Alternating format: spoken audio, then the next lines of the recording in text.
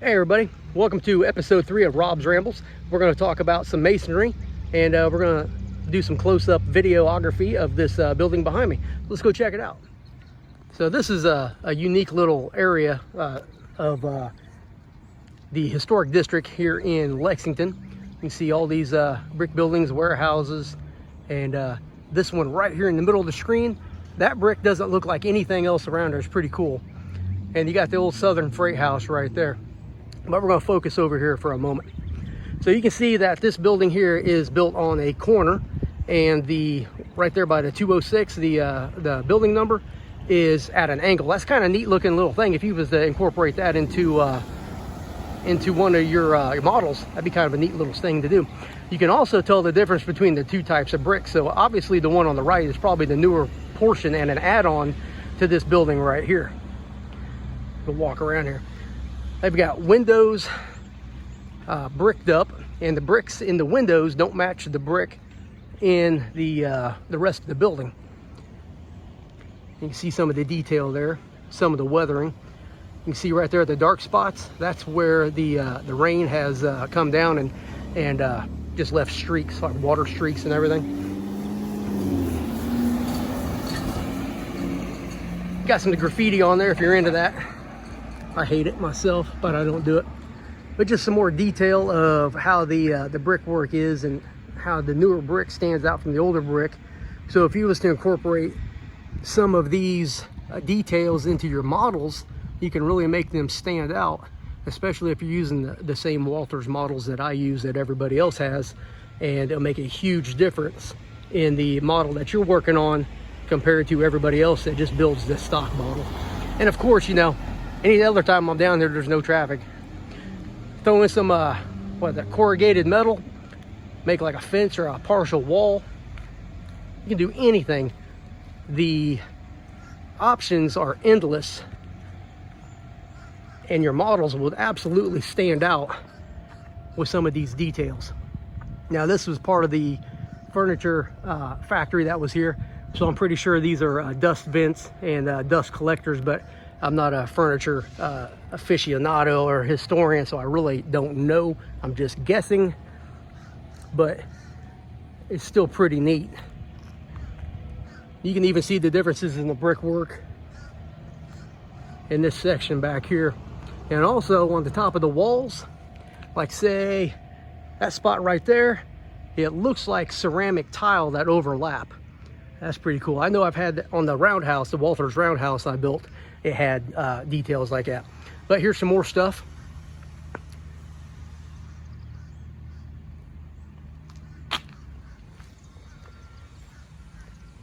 Even the seam or the ridge or whatever you want to call it between the stories or the levels, even that looks different. And of course the lighting on here make a huge difference as well. Now I'm going to show you some more buildings, but for right now we're going to walk over to this underpass. This is closed. I only ever see meth heads and crackheads walk through here, but I'm going to brave this just for you, my viewers. And if anybody's to jump on me and try to beat me up, I just left the gym. I'm really tired. They're probably going to put a hurting on me. Now this area here is kind of neat in my opinion, because you got bricks down here holding up part of the roadbed, the elevated roadbed for what used to be the Southern Railway. And then you got some concrete in there as well. I just thought this was really kind of cool to model because it doesn't look like anything I've ever seen before. But whenever there's something like this that you've never seen before, there's probably another one. And you can incorporate this on your model railroad and probably make your scene, well, it would definitely make your scene stand out. I think that's pretty cool. Is that somebody sleeping back here or a dead body? I don't know. Let's get the hell out of here. So it's been a few days since I filmed the first half of this video, and it's been raining like cats and dogs here. But here I am, I'm back in the historic Depot District of beautiful Lexington, North Carolina. And you can see in this example here, we got a corrugated metal warehouse right butted up against a brick structure. Now this is what I wanted to show you, was this seam of where they expanded the building. You can see on the right that the bricks are larger than the bricks on the left. You have an obvious seam right there in the middle of the screen where the older building and the newer building have been built together. And you can see there's a little bit of a wear from the water that drains down from that gutter there. And you can see a little dark shadow that comes down. That's actually just residue and dirt that has drifted down from the roof. You can also see that, maybe it's in the shadow, but there's a wooden like framework right up here on the top. So I guess that's probably a modification for the different style of roof. I can't get up there and look, but if you want, you can look at satellite imagery and figure all that out for yourself. But this is one of the buildings that has inspired me to not be afraid of doing any kits that are representing brick, because you got a lot of different aspects of a building. Just right here on this one, there is a seam. I hope you can see it, but there is a seam right here that goes straight up the building, straight up to the top as well. Yeah, trying not to get run over here. I'm on the corner of 7th Avenue and I think Salisbury Street or something. I'm right behind my gym, and I'm gonna walk around here to the other side. We'll be safe and turn the camera off so I can cross the street without getting run over. All right, so this is the corner. I guess I should have showed you this too, that this corner is not a 90-degree corner. It's like two 45s put together. So it's angled kind of like, I guess so for better visibility here. I don't know if you can see this too well, but this is the side that's really important. You can see all the downspouts coming down from the gutters. You can see how rusty they are. And you see how they change color in the middle or towards the bottom where they've been replaced. And then you can see a lot of the watermarks. See a lot of the watermarks like straight up from my finger. And then you got telephone pole and you got the shadow right there. But you can see how rusted all this stuff is and all the detail here on the back of this building. Yeah, it's kind of funny it wasn't a single car here a minute ago. Bear with me, bear with me.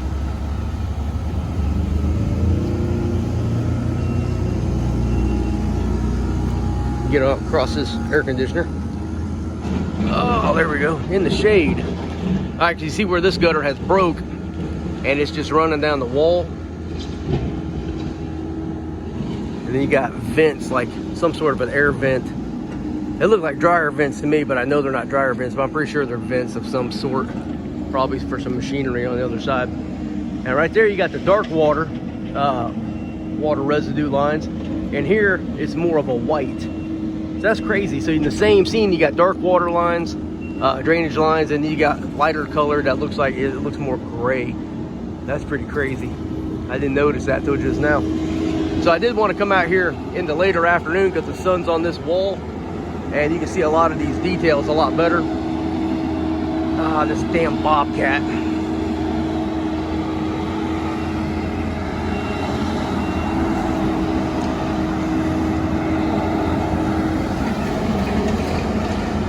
I'm gonna walk down by the tracks and show you Trackside here, and bareback. All right, I'm kind of in the shadows. I waited a couple minutes hoping that bobcat would get out of the way, and they're still over there doing their thing. But this is Trackside. I hope you can see it. I'm not really, the building's in the shadow even though I'm not. But you can see once again, you know, a lot of chain link, corrugated metal, and you got some rafters, open I-beams, concrete and brick mixed in for the loading docks there. It's about 3:15. We should have an Amtrak coming here shortly, so I need to be mindful. 24X just went by. Had I got here a couple minutes sooner, you would have saw that.